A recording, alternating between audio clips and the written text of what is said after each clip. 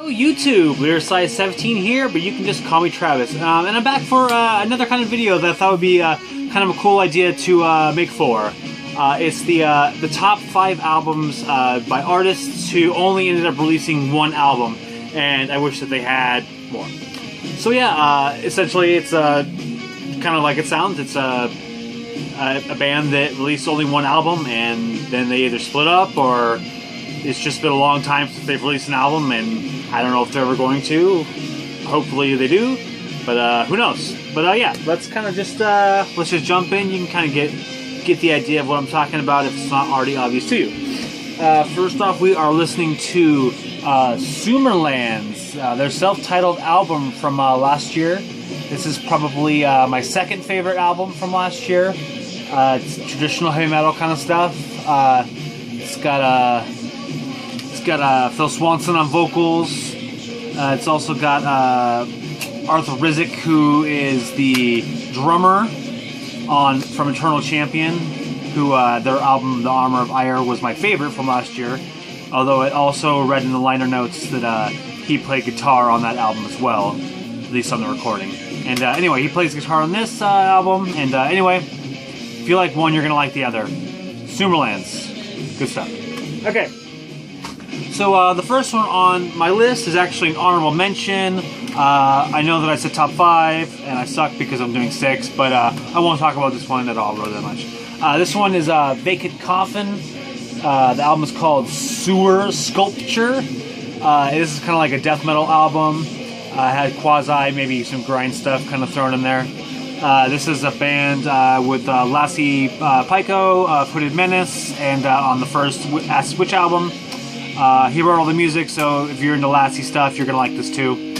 Pretty good Razorback Recordings release. If you're into that kind of stuff, they're a label that I seem to like most of the stuff they put out. Alright, number 1.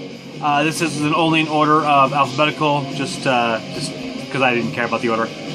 This was one of the albums that actually sort of prompted this list for me. This album came out in 2010. I didn't mention that earlier.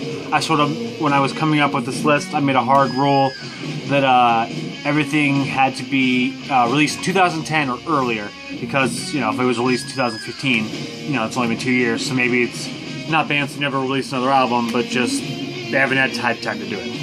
Anyway, so yeah. This is Briton Rites with the album For Mircalla. This is like traditional doom metal stuff. It's got a guy named Howie Bentley as the guitarist and bassist. He is in a band called Cauldron Born, which I really haven't spent that much time with. I kind of dabbled with the material a little bit after I bought this album, and I don't know, it didn't quite hit me the same, so I really haven't spent that much time with it. But anyway, this album is super rad. It's got just killer traditional doom riffs. They have a super warm, crunchy sound to them. They just sound really great.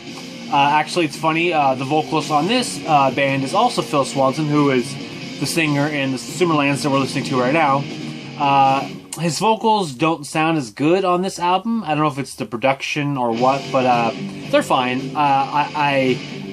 I've grown to enjoy them, but they're not quite great, we'll say. Anyway, this album's all about the riffs. Just super catchy, head-bopping riffs. The soloing's pretty solid too. Don't have too much to say about the bass and the drumming. Those two members also were in Cauldron Born, I guess.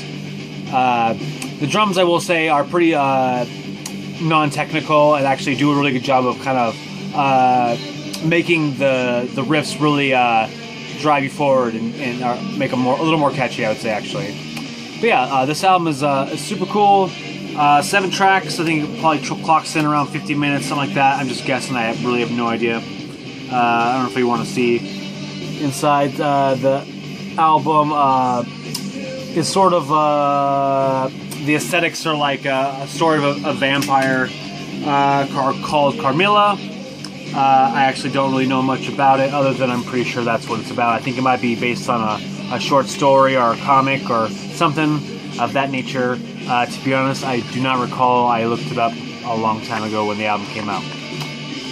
But yeah, this is an album I remember I came across on a random thread of Metal Archives, and it linked to the first track, which is called Carmilla. And yeah, the opening riff is just like, and I was like, where can I buy this? Because I need it now. So yeah, Briton Rites for Mircalla. This is some really, really rad stuff. And for anyone who's into stuff like Kayla Mass or, you know, Witchfinder in general, really riffy traditional doom, Briton Rites for Mircalla, super recommended. Okay, this next one is a band from Canada, from Quebec specifically, if you were curious. And this is a self-titled album. This is Carrion, Wraith. This came out like 2008, I think, and it sounds a lot like it's very like Burzum worship. I would say specifically Havis Leset Taros, that album. Very kind of like dissonant riffing, really kind of like yeah, you know the album. It sounds like that. The vocals are really like raspy, shrieky. They sound perfect with the music. Like I said, this is another. That's the only one. That's kind of, I guess, that, you know, like it's kind of stupid to say again, but that's, you know, the point of this video. It's like this album is super rad, but it sucks because they only released one. This one I actually saw in Metal Archives. It says they're split up.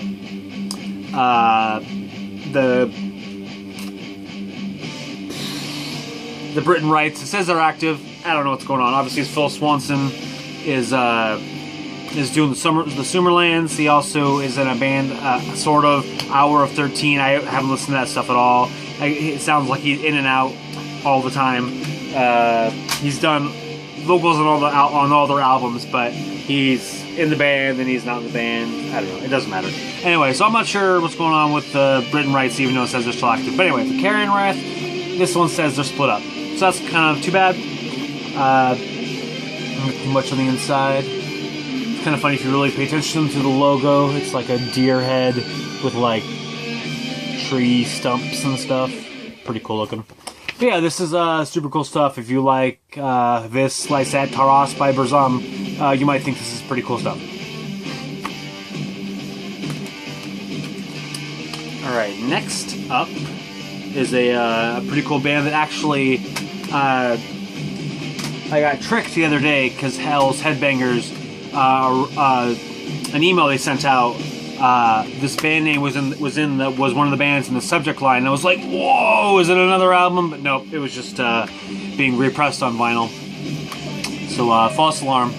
But yeah, this one is a band called Horrific, and it's their album Your Worst Nightmare. This is a solo project from Slasher Dave, who you might know from Acid Witch.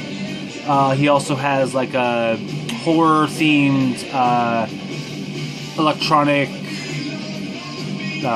ambient project, whatever you would call it, that, you know, has horror-themed instrumental music, which I haven't listened to any of it, but I plan to do that soon now that I am buying vinyl, and that's what it is on, mostly, except for one thing I think is on CD. Anyway, I have not listened to that. Moving on, this is Horrific, Your Worst Nightmare. This is like 80s, sort of 80s hard rock mixed with death metal. Super cool riffing. The vocals are pretty just generic-y death metal, you know, grunt vocals. Nothing too special there, but it's all about the riffs. The soloing is super shrill, just like super high-pitched wailing guitar solos. Sort of the same tone and sound as what you find on the first Acid Witch album, Witch-Tenic Hallucinations, which seems to be an album that I constantly reference in like almost all my videos, which makes sense because it might be my favorite of all time. Anyway, yeah, I'm sure Slasher Dave, since he was in the band, may have been the person playing guitar on the first record. It's kind of ambiguous, sort of who is doing what on Acid Witch. But anyway, this album is super cool. If you like kind of a more more of a hard rock death metal acid witch, you should check this out because it's pretty cool stuff. Highly recommended. Especially the first track is kind of fun. It's sort of it's called Horrific Trailer. It's sort of a trailer for the album. It's pretty fun. Listen. But anyway, yeah. Horrific, Your Worst Nightmare. This album is super fun, super riffy, super rad. Check it out.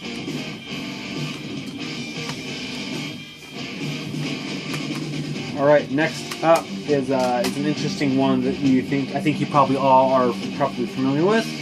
This is I with Between Two Worlds.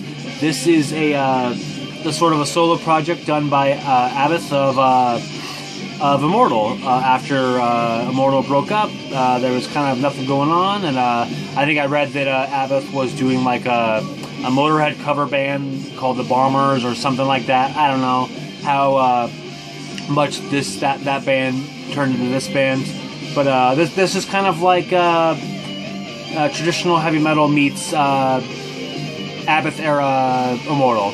I think I'm probably one of the only people that I've ever seen who actually likes the Abbott era on guitars. Immortal, so like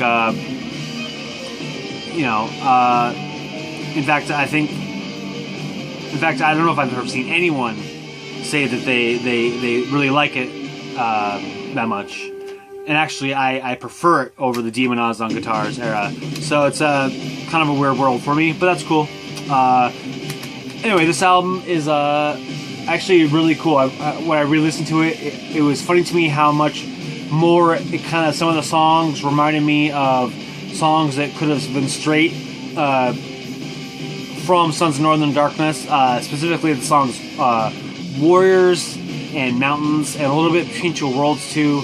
To be honest, if you would have told me that this album was just the way that Immortal progressed after Sons of Northern Darkness, I would have believed you. There's a lot about this album that sounds like that era of Immortal, which makes sense because Abbott was, generally speaking, the main songwriter for that period of time. But yeah, this album is pretty cool. I don't think that this band is going to be, making any more albums. Pretty much Abbott has done his solo stuff now. Immortal now is just Demon Oz and Horg. And who is Apollyon maybe on bass? I don't know, it doesn't matter. This is the I stuff. But yeah, this is super riffy. It's got some good guitar soloing. Icedale on guitars. There he is, Icedale. And actually, I like when bands yell out the guitars right before a guitar solo, and that happens on the song Storms I Ride. So that's pretty cool. We got T.C. King, who you might know from, I guess, maybe Gorgoroth on bass. And then Armageddon, who was, I believe, the first drummer of Immortal. I don't know if I remember that correctly or not. Yeah. He might have also been the drummer on the Demon Oz solo album. Because I think Icedale and maybe actually T.C. King too were actually the guitarist and bassist.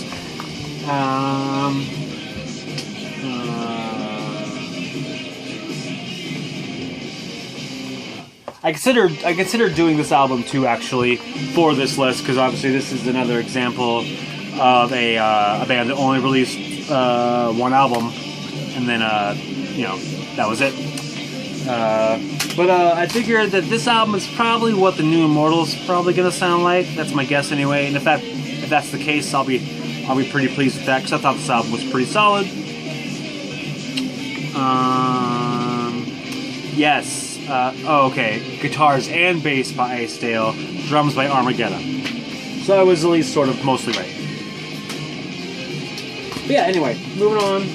I'll put that back later. If you like Abath on guitars, a little more thrashy, traditional heavy metal, black metal stuff, check out this if you haven't. You probably have, but if you haven't, you should. And yeah. That's all I gotta say about that one. Alright, this last one up is a Swedish black metal band, ESPM. This is a Silencer with Death Pierce Me. This one is the oldest release. This is 2001, so it's been, what, 16 years now since this came out? This is I guess a fairly infamous album, maybe, just because of the vocals. Natram, there's a bit of a rumor, theater, in terms of his background and his exploits, we'll say. I'm not sure if that stuff's real. I'm gonna assume it's not, but who knows? There's our boy Natram there, and other members of the band. Haven't really done much research in terms of who else is in the band, because really, let's be honest, Natram is the reason that I'm listening to this band, because this dude's vocals are over the top. I mean, over the top may not even be an accurate description, because that's how ridiculous he is.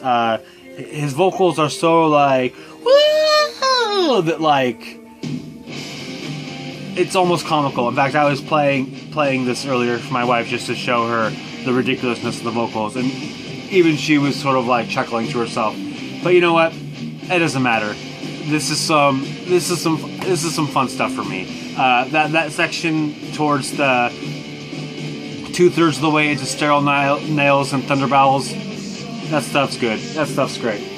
This album is you know, the music is pretty good too. It's, you know, nothing super over the top fancy in terms of DSPM black metal stuff, but it's pretty good. Lots of kind of cool little somber passages and stuff. But let's be real, vocals is where we're going with this album. Natram, crazy, over the top vocals, and yeah, I can't get enough of them. I'm assuming this will probably never have any albums after this. I did sort of read something about maybe Natram doing something. I don't know what I read or when that was. I feel like it was maybe the last year or so. I don't really remember though. I don't think it was Silencer though. I think it was something else. But yeah, anyway, this album, if you like DSPM, check out this album. And if you like very unique, over-the-top, waily, unique vocal performances, definitely check out this album if you haven't, because it's super fun. Yeah, Death Pierce Me by Silencer. So yeah, those are the top 5. We'll just do a little rewind, because why not? Let me get these back in the same order again. So yeah, Briton Rites, for Mircalla, pretty good stuff. This is like traditional Doom. Then we got Carrion Wraith. This is Burzumi Worship black metal. Vis, Lysette, Taros era, good stuff. Horrific, Your Worst Nightmare. This is hard rock, death metal, kind of guitar-y, riffy, super guitar, waily solo kind of stuff. Slasher Day from Acid Witch. Traditional heavy metal mixed with black metal, Abath era guitar stuff, Immortal, good stuff. And then finally again, Death Pierce Me by Silencer, DSPM with super over-the-top wailing vocals. That's all I got. That's the top 5 albums by artists that only released one album. I'm sorry, I wish I had a better way to phrase what the topic is, but I think you get it. And yeah, so you should comment and tell me what albums would make your top 5 list, or you should make your own top 5 lists, or whatever one suits you better. Thank you for watching. Thank you for subscribing. Like I said, you should comment below. And yeah, usually, like I've been saying, I was going to do my collection updates on Saturdays. The last 2 have been on Sundays, and I've kind of grown to like doing them on Sundays. So I think I'm going to permanently move them to Sundays. So you will see that video tomorrow, because tomorrow is Sunday. So yeah, that's all I got for now, and yeah, have a good day.